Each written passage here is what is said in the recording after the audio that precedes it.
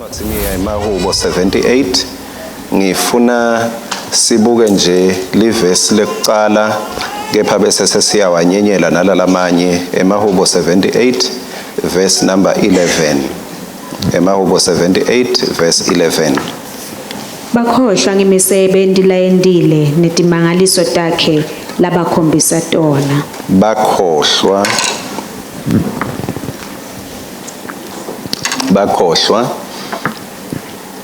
ngithi ekuseni uma singathi nje siyabakhomba ukuthi baka Israyeli bakhohlwa mawukhomba kanje imino lemnengi ipheke ikhombe kubani ikhomba ngakuwe. So masithi bakhohlwa kusho ukuthi nawe kungendeka ukhohlwe noma ukhohliwe. Livi lenkosi ke lisitshela ngalabantu ukuthi bakhohlwa ngemisebenzi layendile netimangaliso takhe labakhombisa tona. Ngicela ke siyithathe ekuqaleni lendzaba kulo Mahubo 78 sihloko sethu sithi khumbula uNkulunkulu wakho. Remember your God. Remember your God. Remember your God. Ngathi ngawuhle ngishaya singisi la nginemtukulu lobuya leBotswana manje lova kangcono singisi, so ndawuhle ngimbekela nje naye atokwathi ukuthi hayi esontweni lamkhulu uyayithola livi lenkosi. Amen. Remember your God. That's the theme of my sharing today. Khumbula bani? Khumbula uNkulunkulu wakho. Yes. Ngicela sibuke ke kusuka ku verse 1 kuthi kuthiwani ngale ndzaba. Kusuka ku verse 1. Hawu sivesami lalelani imfundiso yami nibeke indlebe emavini ami. Yes. Yenda nini? Imfundiso yami. Lalelani, listen to my teaching. Nibeke indlebe emavini ami.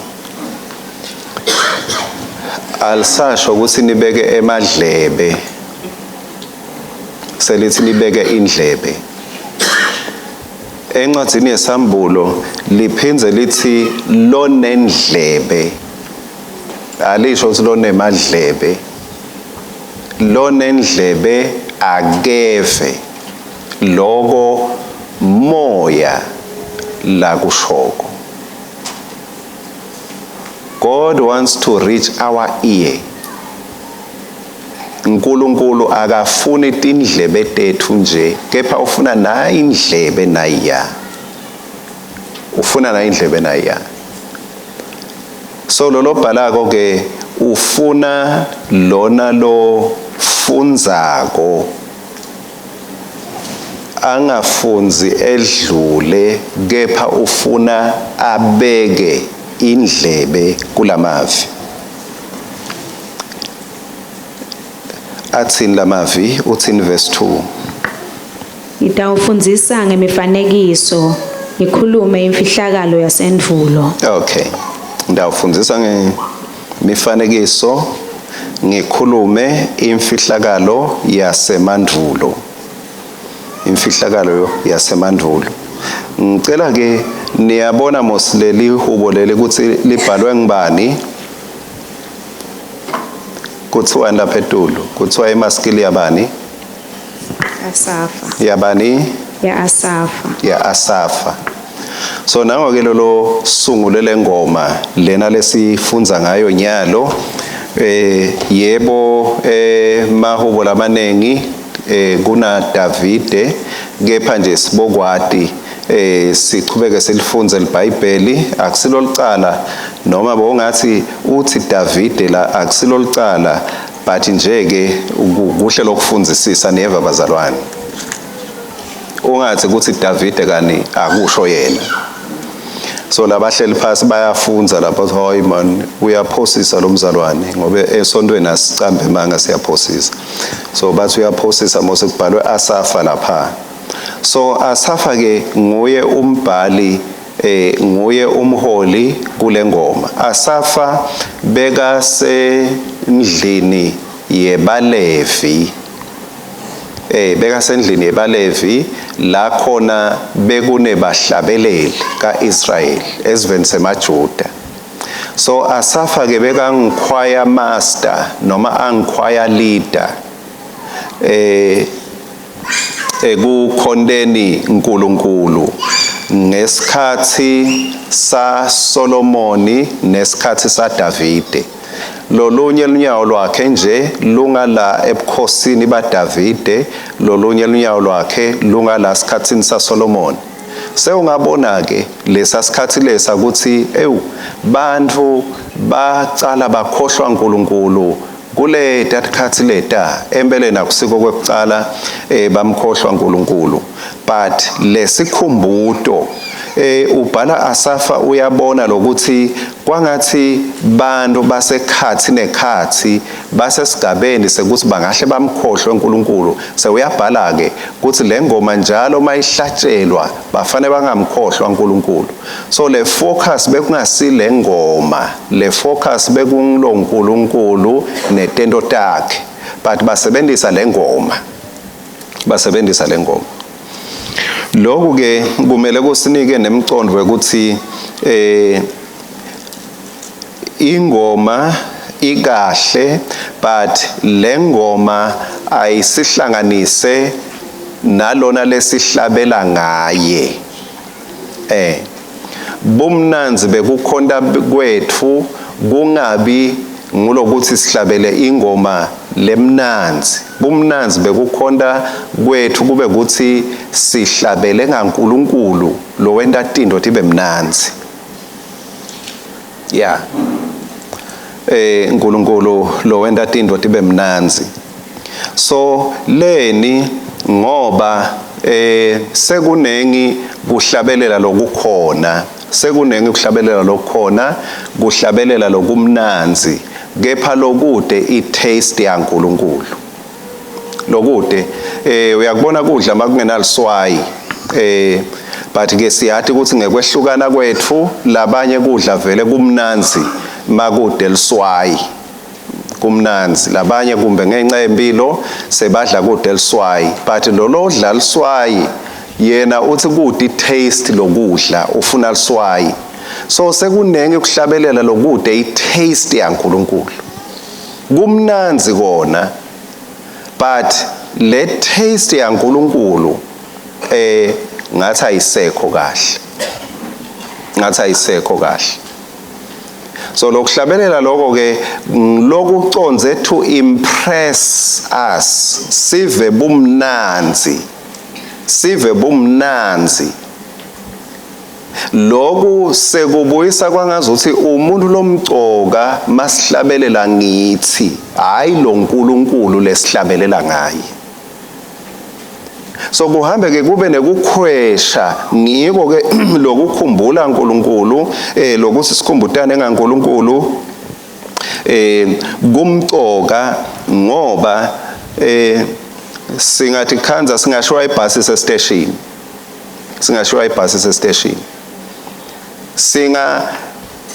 We might lose God while we are singing. Kungendeka silahlekelwe bukhona baNkulunkulu sibe sithi siyahlabela tingoma tegospel. Sihlabela tingoma tegospel. Tineng vele tingoma tegospel. Ingoma yegospel njengoba ihle ithi Jesus, but kude Jesus kule ngoma. Sithi ingoma yegospel ngoba ihlatshelwe esonweni, but kude Jesu kule ngoma. So Asafike ubhala ukhumbuta abantu ukuthi uNkulunkulu lo uthi ngitawufundzisa ngemifanekiso ngikhulume imfihlakalo yasemandulo, but ngifundzisa ngani? Ngengoma.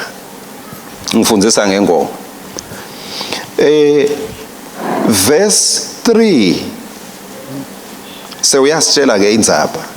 Uthi in verse 3, Tindzaba lesake sativa satati ngekutekelwa bokhokho betfu Nathi siyawudidekela abatukulu bethu. Sitshele titukulwane letitako, sitifundise imisebenzi yebukhosi kanye nemandla simakathe kanye netimangaliso latendile. Yeah. Nayo ke indzaba. Uthi lapha Asaf utawufundzisa tindzaba lesake sativa. Sithi thathaphi uthi bebatekelwa bobani? Bebatekelwa bobani? Bokhokho. Bebatekelwa bokhokho. Mawufunza esingisini uthi bebafundziswa bobabe. They were taught by their fathers. Bebatekelwa bokhokho. Bebatekelwa bokhokho. So tindzaba ke bazalwane tekukhumbula tekwati uNkulunkulu thine lesesibatali sibogogo thine lesibantwana sibatukulu tindzaba tekwati uNkulunkulu tinambitheka kahle ngebudlelwane through relationship. Akasho lapha ukuthi letindzaba ngatithola kuthishela esikolweni. Siyambonga tishela, siyatibonga tikolwa, siyabonga bo Sunday school la kufundziswa khona iBhayibheli, kepha Sunday school class scripture lesifundwako, Bible knowledge or whatever lesifundza esikolweni akusiyo substitute for parent child teaching truth about God. Liqiniso ngaNkulunkulu kumele lichamuke kumake noma kubabe noma ke kusisi noma kubhuti noma lichamuke kuboth babe namake. Liqiniso laNkulunkulu should be experience ngoba lo mntwana makabuka wena indlela lo wenda ngayo ngalo lomtshela kona naye uyabona ukuthi wo lo ngitshela kona kupracticewa kanje. Ningixolele bothishela esikolweni ngoba thishela esikolweni vele iassignment yakhe ukufundzisa uphase akusikangako ukuthi aphile njengaloku lo Luka asho. So yena ngakufundzisa akutshele ngaJesu ukuthi weta kutofuna nekusindzisa lokulahlekile. Luka sahluko 19 kepha umbone ukuthi uyatulahlekile Nkosi yami thishela. So angizofundzisile. Kwakhe akusiko kuphendvuka kangako ukuthi Jesu wetela yena yena nje ukufundisela ukuthi uphase maphendukile, thank God. But sine batali sifundzisa in a different way. Sithi singalikhuluma leliqiniso bese siyaliphila. Ake sesibukeke lokuthi lokufundzisa lathi bakuthola kubokhokho. Bakuthola kubokhokho. Bebayalo ukuthi bafundzise kanjani. Encwadini yaDeuteronomy sahluko 6 kusuka ku verse 6 bebafundzisa kanjani.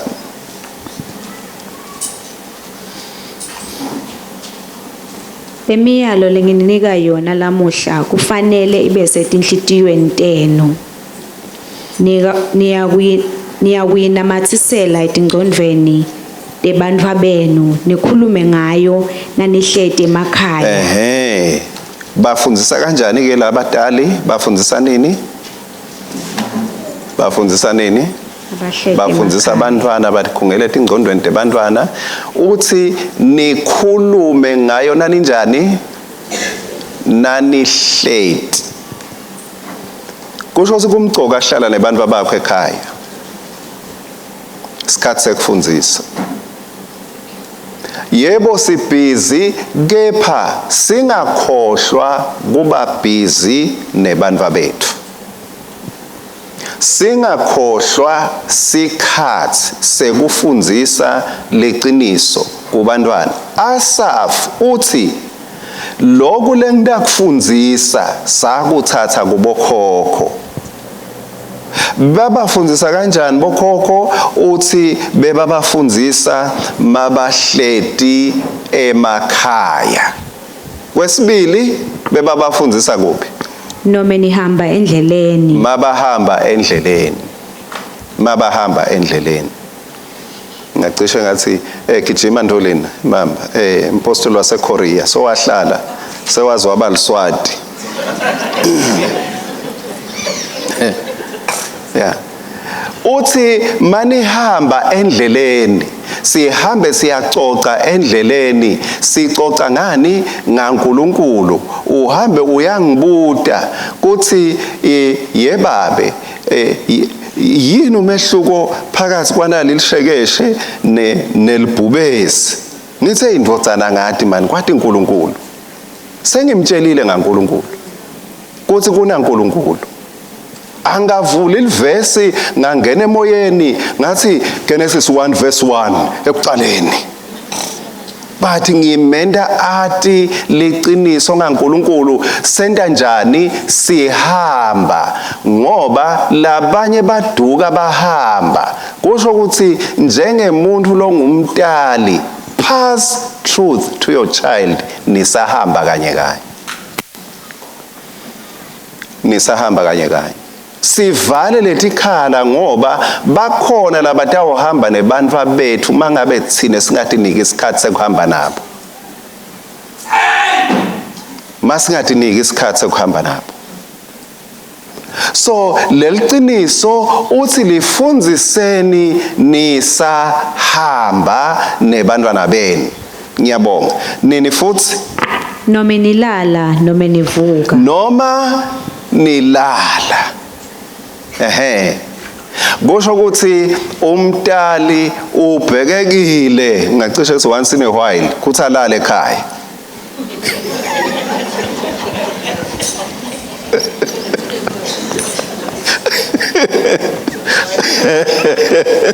Ngidawuthini phela?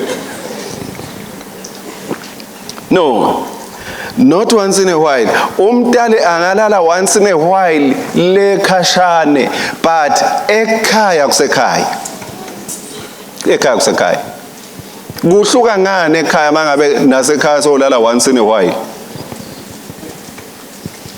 So abakubone bantwana ukuthi wo kunento lekuthiwa kusekhaya la ulala khona. La ulala khona. Noma ngabe anilali kamelo linye kepha mangabe sila endlini sinaso sikhathi lapho khona sekuyawulalwa siyacoca ngeliqiniso ngoba leliqiniso lelingenako angakalali litawuphinze libe mcoka nangesikhathi avuka uvuka ngalolu qiniso. Uvuka ngalolu qiniso. Uvuka ngalolu qiniso. Leliqiniso leli nyalo ke bathandekayo kwendekani bantwana bethu kulo verse 3 nje bona bangathini lo verse 3 lothi bafundiswa bokhokho labanye abantu bethu bangathi bafundiswe bo Google. Angathi ngifundzile ngaNkulunkulu when I was googling. Ngifundzile ngaNkulunkulu ku internet. Liqiniso lelitawumenda umuntu angamkhohlwa uNkulunkulu liqiniso lelifika kuye ngebudlelwane. Ngebudlelwane. Liqiniso lengilatiko ngemndeni wakithi ngebakadlamini bakithi liqiniso lengilithole kubabe ngalithola kumake ngalithola kugogo ngalithola kumkhulu ngale kwaloko I know nothing through relationship noma angithi labanye sebayangengetela kahle kahle but leliqiniso lo ngeke uzungisuse kulo ngile ngilitholile kubatali bami lelo ngeke ungisuse kulo noma seungabaletha bonke baka Zwane ningixolele bozwane uthi wena ufana nebakazwane buka tingalo takho buka emashiya akho buka simongo sakho buka silevu sakho ngingacimeta nekucimeta angeke ngibuke nekubuka mina ngiwakadlamini. UNkulunkulu leliqiniso alifundiswe kuhlalwa kulalwa kuvukwa, ngoba uma ngabe bangafundziswa batamkhohlwa lo nkulunkulu wakho, batamkhohlwa. Ake sesibuke Timothy ukuthi kuthiwani ngaTimothy, Timothy wesibili sahluko 2 sahluko 1 verse 5 uthi ngikhunjutwa kukholwa kwakho lokude kutendisa, ngiko kona lokho kukholwa lokwacale kutholakala kugogo wakho Louis nakunyoko Eunice. Uyayivinza apha? Siyambonga uNkulunkulu ngelisondo, but uthi leli qiniso awulitholanga nje esondweni, walithola kunayo imithombo yasekhaya, emthonjeni yasekhaya. Leli qiniso ulithola kumake nje, namake wakhwejelwa ngumake wakhe. Leli qiniso lapho alithola khona. Mase ufunza sahluko sesithathu khona lapho kuTimotheu livesi laka 15 engathi 14 na 15 lithi kodwa wena chubeka kuloko lokufunzile wakukholwa, wathi ukuthi ukufunze kubo bani, hayi ukuthi ukufunze kuphi, kepha ukufunze kubo bani. Remember who taught you, not where you got the truth. Niyangiva bazalwane? So tikolwa siyatibonga, emasondo siyawabonga, kepha uNkulunkulu ufuna liqiniso ukuthi lifike esitukulaneni lesitako, lifike lihamba ngemithombo yebudlelwane, ngemithombo yebudlelwane. Lo verse 4 leku encwadini yeMahubo ukhuluma ngedimangaliso, ukhuluma ngemandla aNkulunkulu, ukhuluma ngemandla aNkulunkulu. Bekungaba njani ke sihle sicabanga nathi ekuhlabeleleni kwethu sicabange ngemandla aNkulunkulu, besihlabela sithi wavuka kuphi? Ethuneni. Oh, thank you Jesus. Yeah, sihlabela ngemandla aNkulunkulu, kuvakale le taste yemandla nekusebenta kwaNkulunkulu. Kungevakale bumnanzi bekeyboard, but sive lobumnanzi bekuthi la kunemsebenzi waNkulunkulu lowendekile, la khona lokwentekile lokwendiwe uNkulunkulu. Nyalo ke bathandekayo, nathi siyadzinga lokukhumbutana, siyadzinga kumkhumbula uNkulunkulu wethu, kuthi uNkulunkulu wethu ungumthombo wako konke lesingakucabanga ukuthi kuphumelela. Mangabe khona lesingacabanga kanjalo ukuthi kuphumelela, uNkulunkulu unemandla ekusicebisa ngelivi lakhe. Sisengakayi ke sitawuthatha ke sigicike ku verse 5 siye endasi, kepha nje ngicela kuphoza lapho ngidewusonzela ekuthandazeni. Kumele ukuthi singakhohlwa ngemandla aNkulunkulu, uthi nathi siyawuti tekela batukulu. Uyabona ukuthi lento isuka kubo khokho ita kubo babe, ita kubantwana, ita kubatukulu.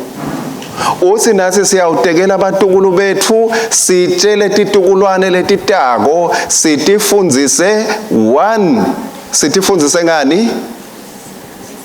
Ake sikhulumeni kanconywana ke, sitifundzise ngani?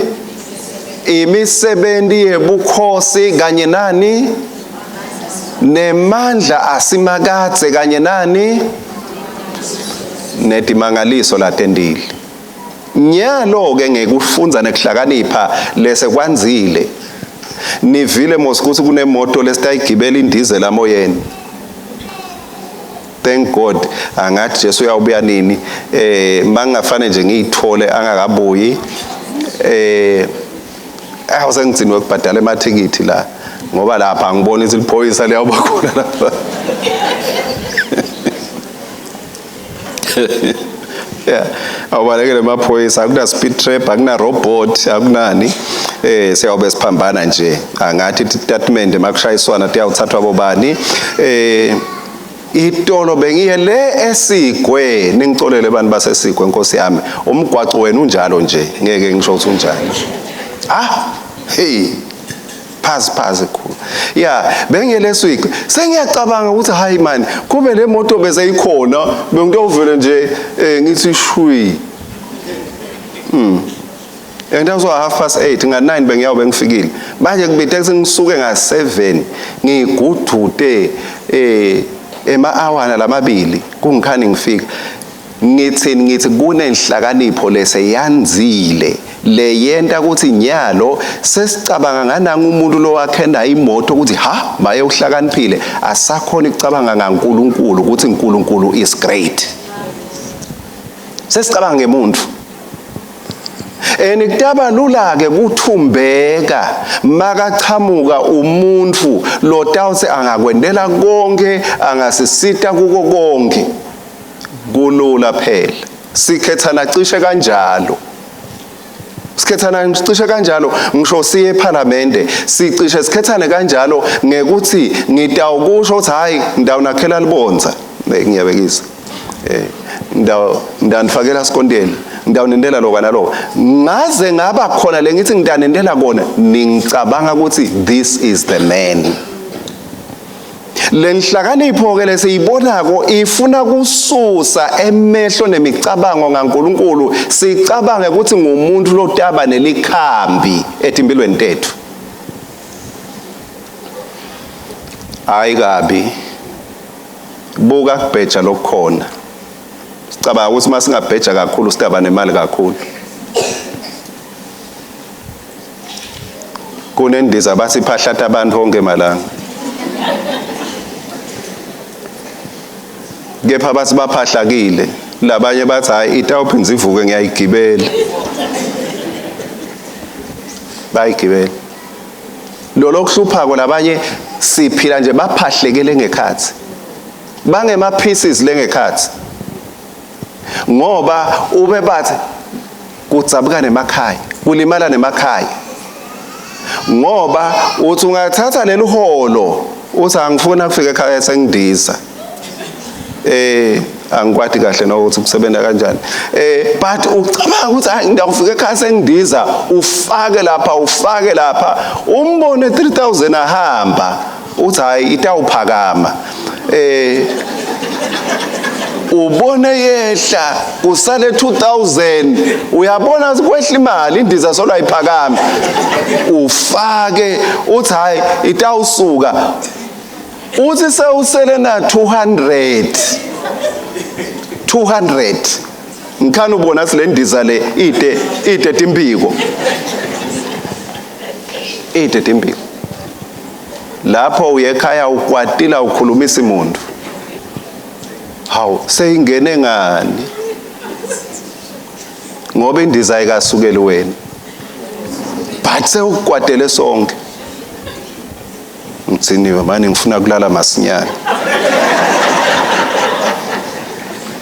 Utsinwe kufuqa indiza lengasukumi.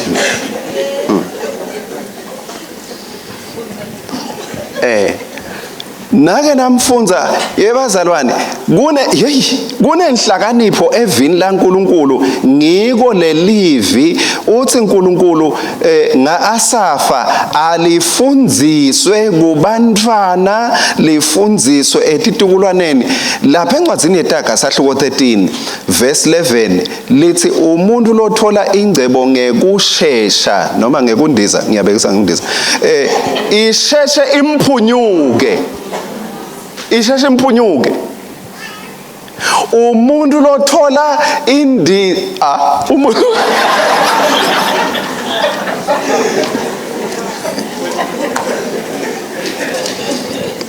at least ngikhuluma ngendiza ngikhuluma ngento yemuntu ne. So umuntu lothola bazalwane.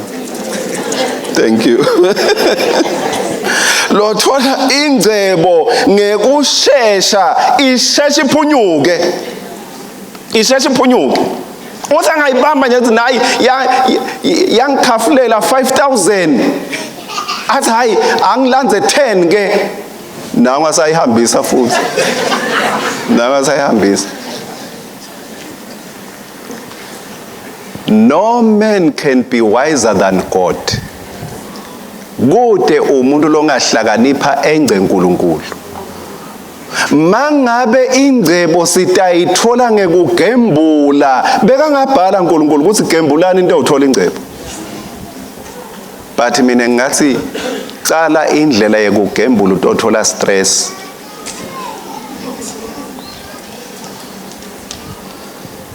Unfortunately, you become addicted. Kugcina kungena la ngatini. Inoma seyi-addiction, ngisho uyibona ukuthi uyathi lento ayingisithi, but uva unesidungo esekuyenda. Ugcine uboleka, awungitsheli. Mangabe le yakho akayikubuyiseli, mase ubolekelani le yami, ucabanga le yami itakubuyisela njani? Uboleka ngelithemba ukuthi hayi itawugcina indiza. So kunemthanazo leminye lebe kungakamele seyithandaze. Yekuthi sithole inkululeko etitresini ngoba sitifaka thini. Live lenkosi lithini? Khumbula uNkulunkulu. Nguye uNkulunkulu wema sources akho konke, ema resources onke lesiwadingako. Swathola uNkulunkulu.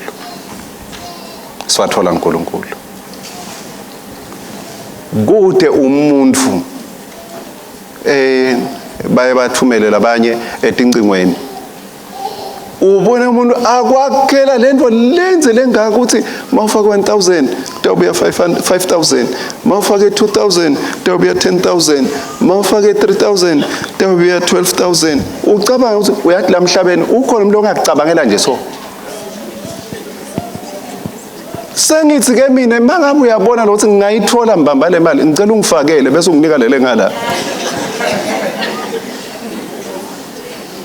Ngoba ngithi usho vele ukuthi iyabuya.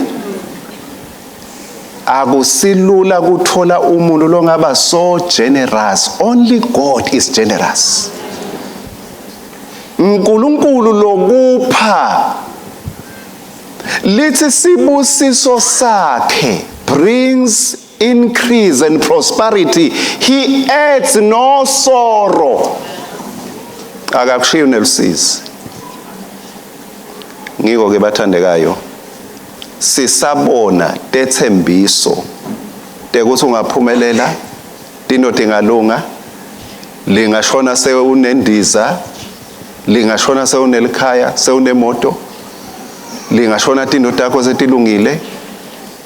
All men's promises are likely to falter. Ibe nemanga uNkulunkulu kuphela. Lord give, it shall be given to you. Usho njalo uNkulunkulu. This is ngumthombo wethu lo lesingaphila ngawo. Give, it shall be given to you. And uyathembisa uthi ningilinge nibone ukuthi ngeke ningivule amafastelo hayi ukuthi utawuvula umshini kuwahloka imali. Uthi ningilinge nibone ukuthi ngeke ningivule amafastelo asezulwini. Nginibusise ngetulu. Ngineliqiniso lamhla. Kona bengete angasho ukuthi inkonzo ye deliverance lamuhla. Kepha ngineliqiniso ukuthi leliqiniso lengilikhulumako liqiniso lelikunika inkululeko. Ngicela kucedzela lama verse lawa lekutaka utobona na inkululeko lithi umuntu lothola ingcebo ngekusheshsha isheshe imphunyuki kodwa lo ithola kancane kancane iyamanzela.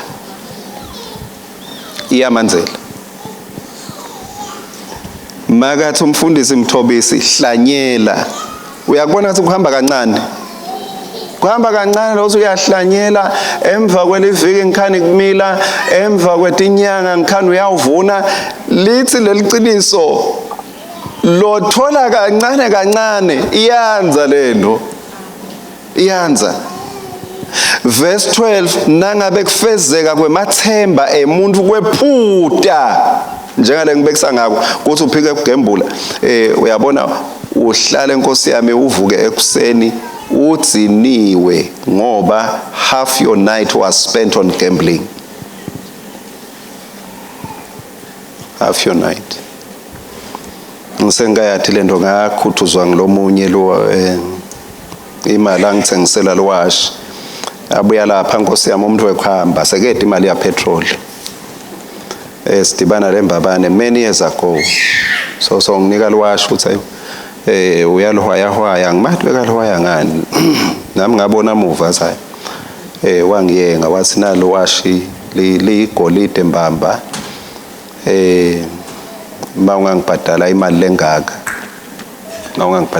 lengaka washo ke ngoba umlomhlophe kumbe akasiyelo fihlako so washo ukuthi hayi bekazama ebusuku lapha manje into athi kamahambeli kahle wasongithengisela lelwashi sekafuna nje lithonsana la petrol nje la petrol uyasibona stress bazalwane please don't stress yourself just wait at the right time nesikhathi lesingiso utawuvuna mawungeke udzinwe kutshala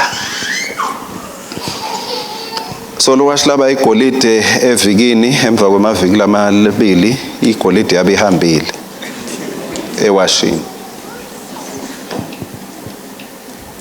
bese verse 13 lowo lowedzelela livi utibulala yena kodwa lowo lolalela imiyalo utiphephisa yena uyayiva ke deliverance kuthi kuphi sekuphepha umuntu phela nyalo 14 timfundiso temuntu lohlakaniphile tingumthombo wokuphila umuntu timncanza etingibeni tekufa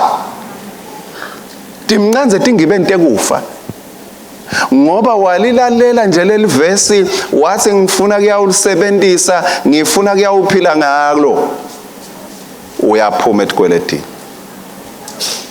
noma ngakasho ukuthi all your debts will be cancelled but walandzela lesifundiso lesi goodbye to tikweleti lo ngena kuto ngekuthi bewuzaba kwakha lokunengi fundza mati uNkulunkulu dati timangaliso takhe unemandla uNkulunkulu. God is able to meet your needs according to his riches in glory by Christ Jesus.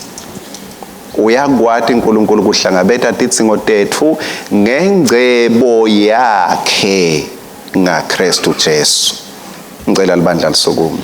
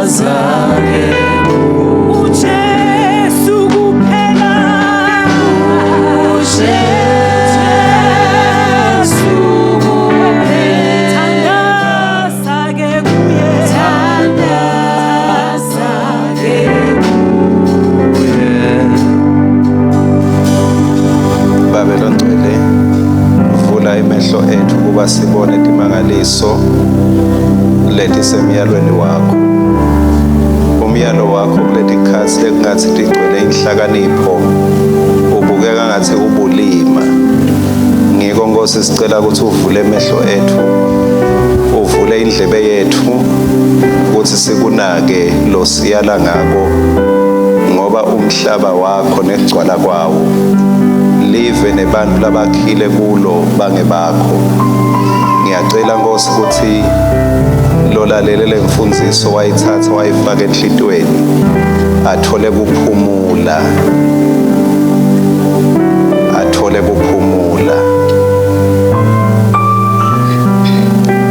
kuyendeka Nkosi nemakhaya lamanye ahlephuke kunayindzaba nayi yekukhohlwa ukuthi you are the only true source of everything. Kunalabanye Nkosi bebagatsile ukuthi isivuno sabo sitawuba sihle, kepha bakhanza ukuthi bahlanyele la sivuno singekho khona. Babe siyabonga kusicolele macala ethu nekusinika lithuba ukuthi singacala kahle. Ngiyacela Nkosi leyo nhliziyo lenekuthobeka nenhlitiyo lenekuphendvuka ukuthi asacala acathuda kuloko lokuliqiniso, ngoba uthite we must trust in the Lord and lean not in our own understanding. Lokho Nkosi kusho ukuthi we will definitely have an understanding on how things can work for us, but wena uthi singenciki kuloko lesikuconza ukuthi deliver us from our own understanding. Deliver us from trusting what man has schemed, so that we trust in you. Wena awuluthani Nkosi, awendi ngathi masifaka 1,000 sitawuthola 10,000. You never fool us. Usitshela liqiniso, usihlanyela. And uthi Nkosi masihlanyela, you will cause it to grow. Thank you, Lord. May you align our hearts with your truth. Kuze kuthi singahlali sibathe sigadzile inhlito yethu izibe buhlungu sigadzelide. They that wait upon you shall renew their strength. Thank you, Father. Wethembeke kwedlula wonke umuntu longethembeka, futhi usicabanga kakhulu kangcono kunaye wonke umuntu lokazicabanga. Ngiko live lakho lethi you have a good plan for us. Bantwana basekhaya uNkulunkulu usicabangele, unemasu lamahle ngempilo yethu kude longamecha naye ekusicabangele. Lithi live lakhe asizindle ngalo, sicaphele kwenda, and we will make our way prosperous. May you take the journey of success, may you take the journey of prosperity by meditating upon the word and be careful to do it. Ligama lenkosi kalibongwe, libandla kalithi amen, amen, amen. Praise